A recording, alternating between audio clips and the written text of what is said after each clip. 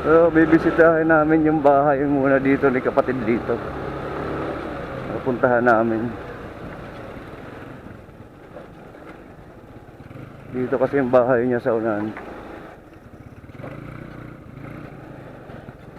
Lubak din eh.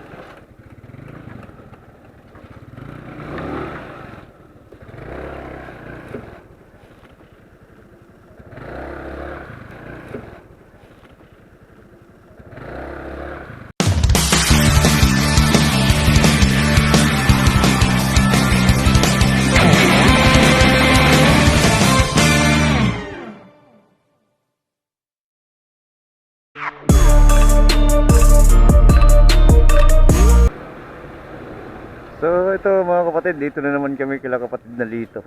So yan, papasok tayo dyan sa paakyat na naman. Ayan, paakyat na naman tayo dito. Tayo naman next. Ayan. Halos lagi tayo gabi po pumapasok dito. Laging madilim. Ayun masalanta talaga ng bagyo rito nung muli makikita natin yung mga saging. Tapos dito bagsak din yung ibang puno. Bukas natin makikita to sa umaga. Sa ngayon kasi medyo madilim. Hindi lang medyo madilim talaga kasi walang ilaw rito eh.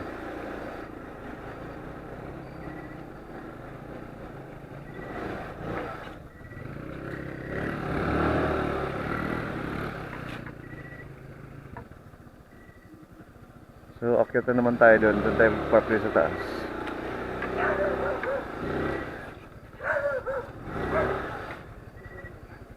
Okay, hawakan ko.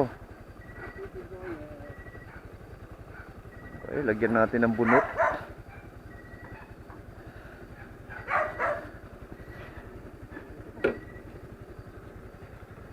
Hindi. Saan ba ako? Dito na lang.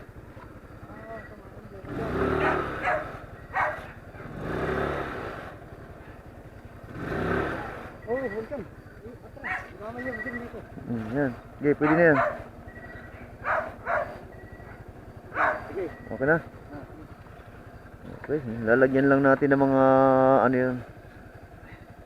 Mga bunot. Tikboy. Ayan si Tikboy. Tikboy. Tonto ano si Tikboy ah.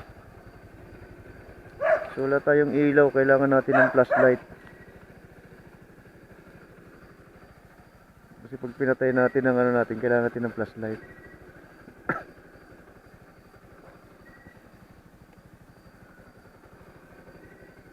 So hindi nabawasan yung gasolina ko.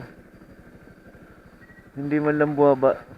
Tikboy, Tikboy. Hindi bumaba talaga yung ano ko, gas. Oh. Ayun, ito mo. Full tank. Siyempre, ano, pwede ko na patayin yung ano.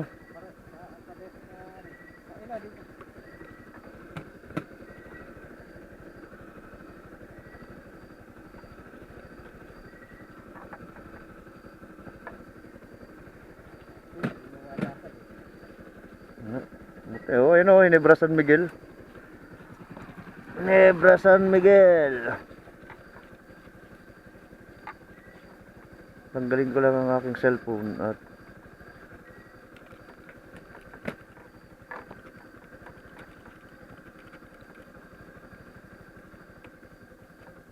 okay, patay na natin yan. Pero patanggalin natin ang ano natin siyempre. Okay, susi. Let's go. Dilim.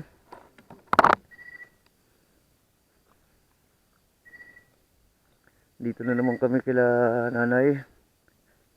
Yan, tulog na yung mga tao dito. Kami na lang ang gising. Ay, kasi Tikboy. Okay, dito kami didiretso sa kusina. Dito, ayan, tulog sila nanay. Bakit bukas? Bakit bukas doon? Doon. Ah, si nanay pala. Nagising na. Nagising na. Ay, nay. Magandang gabi po.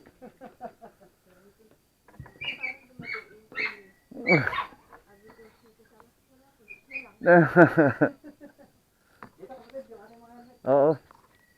Okay. Sabit ko muna.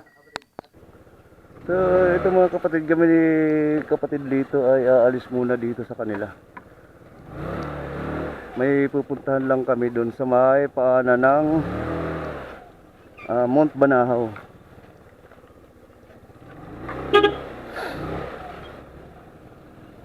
So, yun. Let's go. Kaya medyo mag-aga pa. Pero hindi pa kami pauwi. Mamaya pa kaming gabi. Okay, headlight on, headlight on. Yan, pina-open lang natin ang headlight para visible lang na tayo ay tumatakbo. Ganun dapat pag mga magra-rides. Ang ilaw is bukas. Gabi, mapa-araw man yan. So yan, baba kami dito. Okay. Let's go. Ang oras natin ay alas 3:50. Okay. Nga pala mga kapatid, simula kagabi ang gasolina ko ay hindi nabawasan. So galing Manila hanggang dito nagpultang ako sa Alabang. Sa Petron sa Alabang. 5 liters, 5.8 liters ang naikarga ko. So hanggang sa ngayon wala pa, hindi pa bababa yung ating fuel gauge.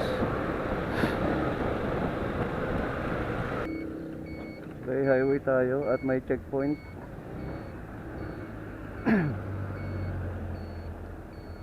So tingin muna tayo dito. Let's go.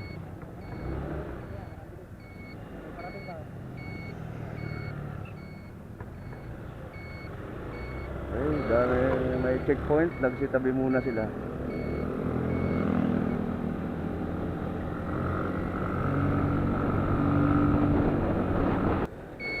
Yan, dito naman kami ngayon na ahon. Papunta doon sa aming pupuntahang lugar. Sa Banahaw.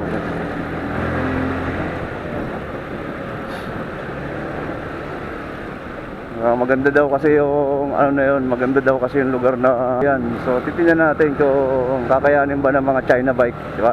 Mga China bike naman natin kung kakayanin ba ng mga China bike, di ba? Mga China bike naman kasi yung mga motor namin. Mga easy ride lang. Ayan.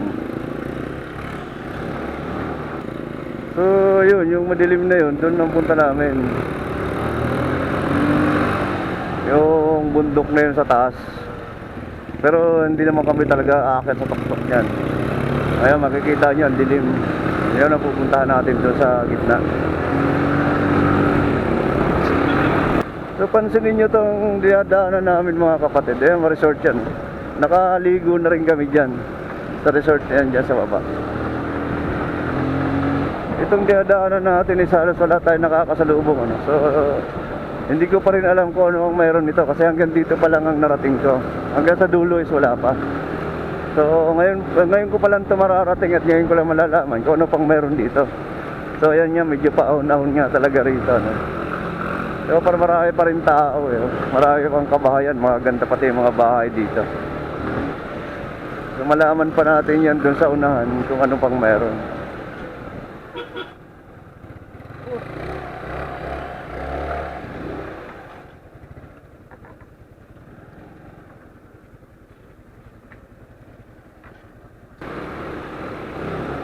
So, bibisitahin namin yung bahay muna dito ni kapatid dito.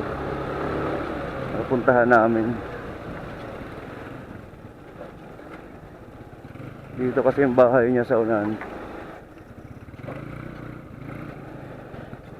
Lubak din eh.